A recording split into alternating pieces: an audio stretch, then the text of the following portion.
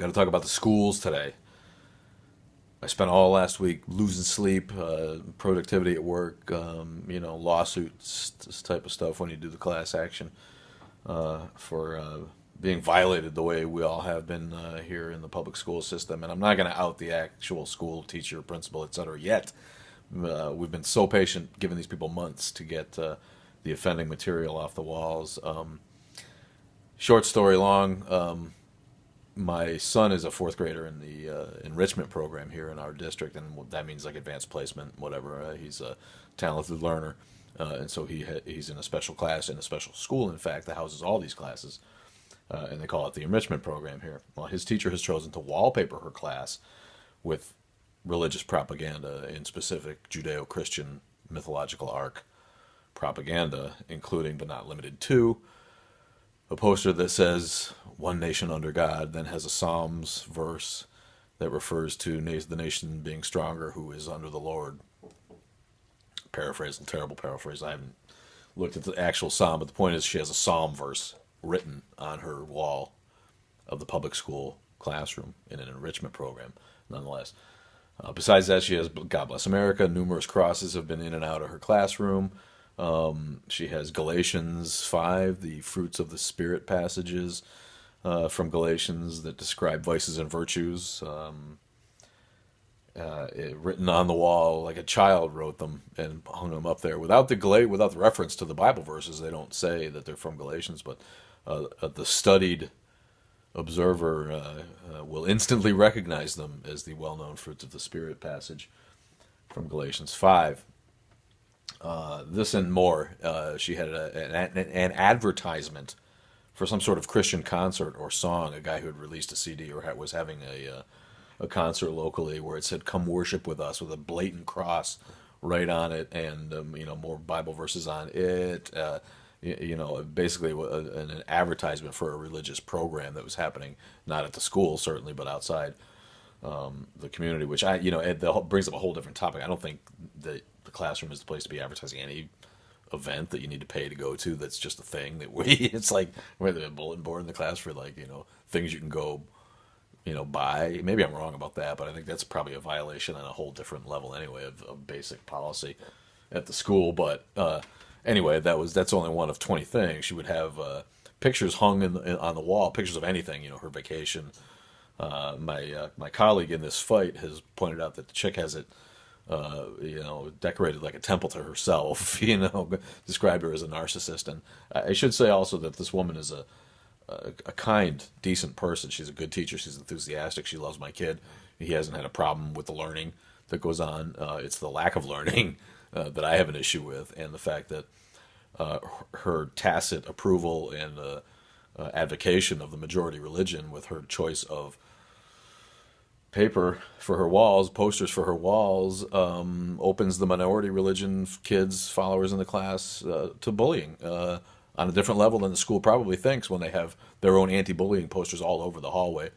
And the kind of thing where, you don't punch the geek in the stomach and take his lunch money kind of way. You don't make fun of the kid who has glasses or the kid who's autistic or the kid who's overweight. You don't make fun of those people and marginalize them for that. But if your kid's a pagan or heathen or an atheist or an agnostic or a humanist or anything that he chooses to be besides, excuse me, a Jew, a Christian, a Muslim, or a Buddhist, the four religions that the monkeys in this country who call themselves educators can probably name as a group, along with a few others maybe for the talented ones.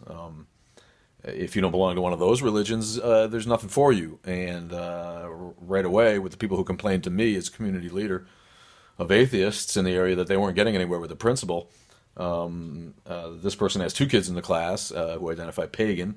My own now, I thought he was into reincarnation on his own, but he came out as an atheist, made me very proud in his class, and was welcomed apparently by the teacher in the other classrooms. He's not experiencing the kind of bullying. It's the principal, that's principal with an LE, that I'm talking about here, of the fact that some kids do, and the other girls in the class who don't feel it's appropriate. Their older sister already experienced that at another school where the teachers thought it'd be cool to ask folks their spiritual background when it came to a cultural conversation in terms of a social studies class. A pagan identifier or a Wiccan maybe doesn't want to come out because they know that the Christians in the class will immediately make fun of them. You're a witch, blah, blah, blah, get beat up on the playground, and here we are with the bullying again. That's one point. The other point is, of course, we're all endowed with the right as Americans to raise our kids in the spiritual tradition that we choose, and she's completely getting in the way of that with her misuse of her authority as a teacher and an agent of the government to tacitly approve and advocate for a personal faith system, an untenable one at that comes from a mythological arc that was invented by Bronze Age folk, who didn't know where the sun went at night. If I'm all for teaching kids religion, if we're going to teach them the facts of world religion, let's do it, man. I'm there. I'll teach it. I'll help research it. Kindergarten, first grade, second grade. That's when kids should learn all the mythologies from all the ages, all the religions, current and past, all the mythologies, present and future. And then they can compare and choose on their own, because there's probably going to be a blog coming about this, and it's a controversial point, I know, but I continue to feel that to teach your kids, indoctrinate your own children to an unsupportable faith system and give it to them as fact is in fact a form of child abuse, insidious, ridiculous, unnecessary child abuse that has America continuing to slip further and further into the shithole of uneducated second world has-beenery. All right, and if we ever were an empire, we're on our way to being part of someone else's empire, because the Republican establishment in this country is content to keep you believing crap that you can't prove, and that you're happy to not investigate further, because that means that you won't figure out that they're just using you to keep themselves in power, and their own power structure moving forward, their own machine counts on the fact that y'all don't question shit, and that if you believe the stuff that they feed you in the Bible might be true, then you'll believe anything. You'll believe anything. So be vigilant in the classroom, parents, if you give a shit at all. If you're not, if you're happy with your kid being indoctrinated, go along with it. But I am telling you that there is a faction of teachers out there who actively, whether it comes from a good place in their heart or not, are actively using their role in order to influence our society and our children.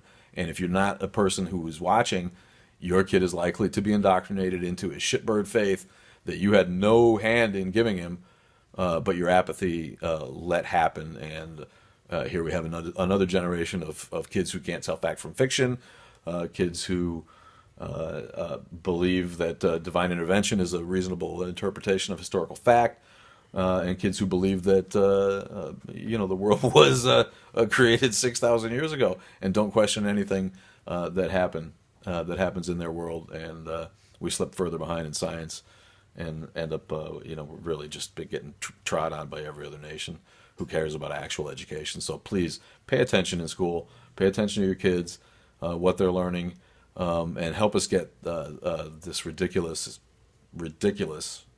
Christian right-wing influence out of our schools. It's bad enough that the hillbilly states across the nation are trying to sneak creationism in the actual textbooks.